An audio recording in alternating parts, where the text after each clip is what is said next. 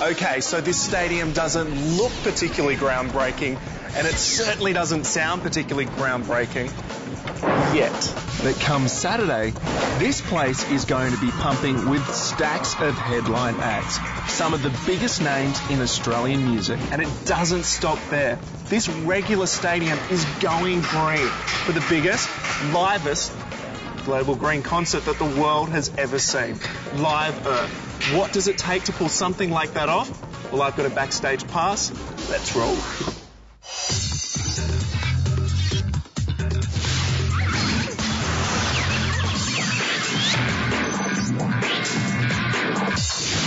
Okay, so how exactly do you stage a 7-continent, 9-city, 100-act, 24-hour concert and still be environmentally friendly?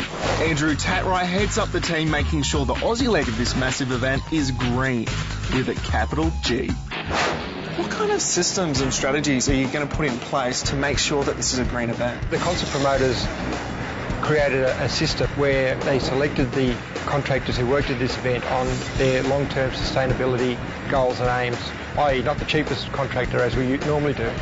And this is a very powerful thing because this is creating long-term change in event contractors. The other sort of things that we're doing are we're using greener fuels such as biodiesel, because we've got the opportunity, because we run our entire show power off generators, we can use biodiesel in the generators. The Live Earth Green guidelines cover everything, both on stage and off. Okay, I hear even the toilets are green.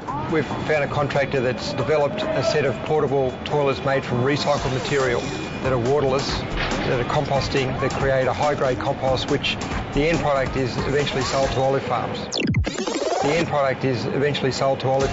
Yep, you heard right. That's taking the name Live Earth to a whole new level.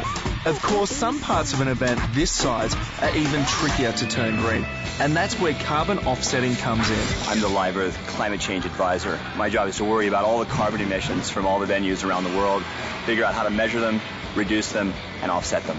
It's a big job. It's a big job. It's a big, crazy job. A fun job, but a crazy job. And what's Michael's main target at Live Earth? It's the flying. So the big bands that have big international schedules that are flying and their equipment, flying large amounts of equipment. So the carbon emissions from the flights and transporting all the gear has to be probably the biggest part of their footprint.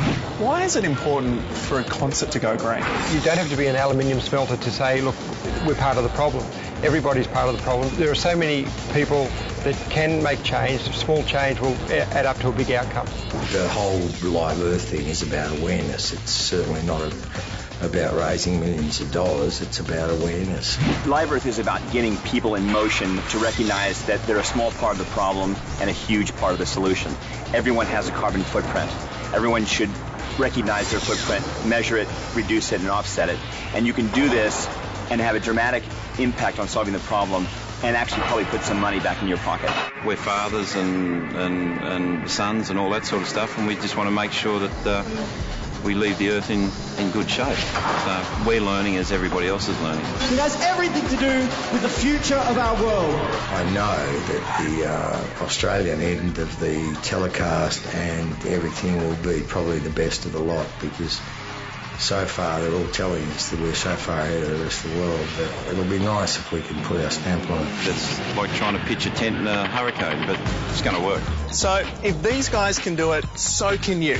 Okay, maybe you're not hosting an international music event, but when you're at work, when you're at school, or even when you're at play, I think you should stop and ask the question, how can I be greener?